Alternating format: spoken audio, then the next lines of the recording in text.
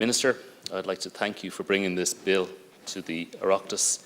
It's a hugely important bill that will set out how we're going to meet some really difficult targets in terms of emissions reductions and that transition to clean energy.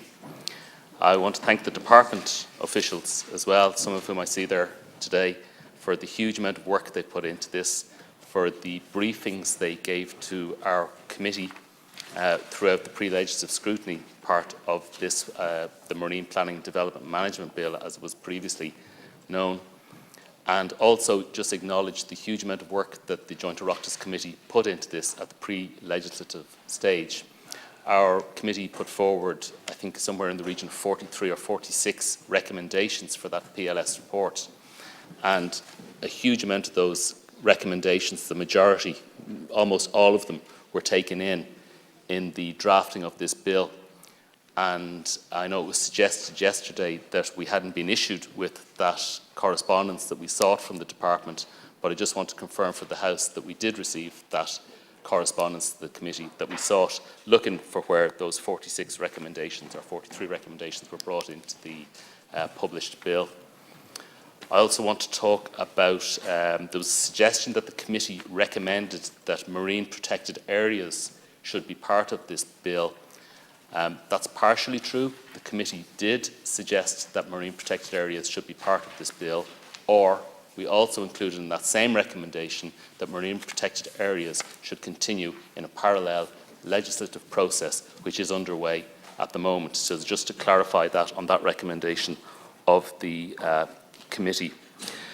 This bill that we have today, it's huge and it's complex, and it consists of a series of pieces of legislation we've seen over the last couple of months in the marine area, in the maritime area. We had the National Marine Planning Framework, which was a document that went through a vast amount of public consultation and a huge stakeholder involvement group, and it developed that high-level planning, overarching planning strategy for how we're going to manage our marine area and all the users that are involved in that, from the commercial to the recreational to the fishers, coastal communities, and there was huge engagement in that.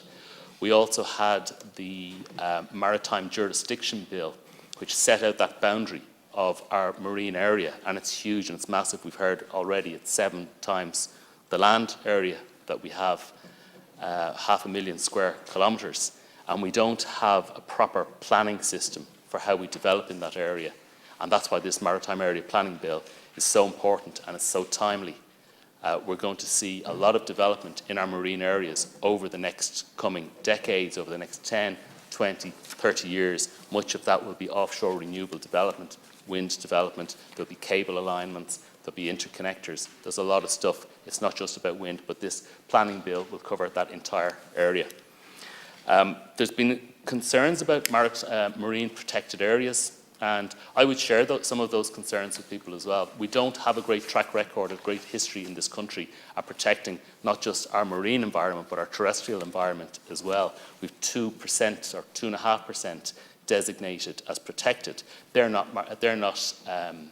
marine protected areas. What they are actually is SACs or SPAs or natural heritage areas. They're not generally designated under planning. They're not designated under planning. They're designated by EU directives, such as the Habitats Directive and the Birds Directive, and enacted under the Wildlife Act. So we don't designate. What we're doing with the marine protected area legislation is we will designate marine protected areas. And that legislation is coming. There's been an extensive public consultation period on it for about 5 months. I know the Minister travelled extensively around the country and met with coastal communities and fishers and all who have an interest in this. And I believe that the marine protected areas legislation will follow closely with this marine planning bill. And that's right, and that's what we should actually be doing. A lot of these developments will take time.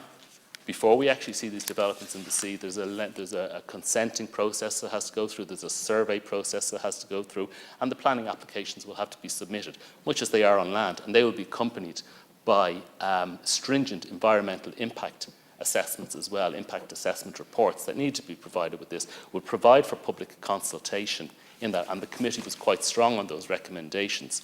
So I am satisfied that there will be good public consultation in applications made under the Maritime area planning bill, and I'm quite satisfied that there will be high-level scrutiny and stringent environmental impact reports and requirements on developers which they wish to develop at sea.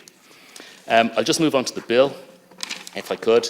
And it's huge and it's complex, and it has to be, because the challenge that we have ahead of us to reduce our reliance on fossil fuels and to reduce emissions is huge and is complex and is ambitious, and needs to be matched with a streamlined planning process to allow us to reach those targets of 51% reduction by 2030 and to be carbon neutral by 2050. And we're going to have to use our natural resources for that. We're going to have to use solar, we're going to have to use a whole lot of different renewable energy, but the biggest one, the biggest contributor, will be wind.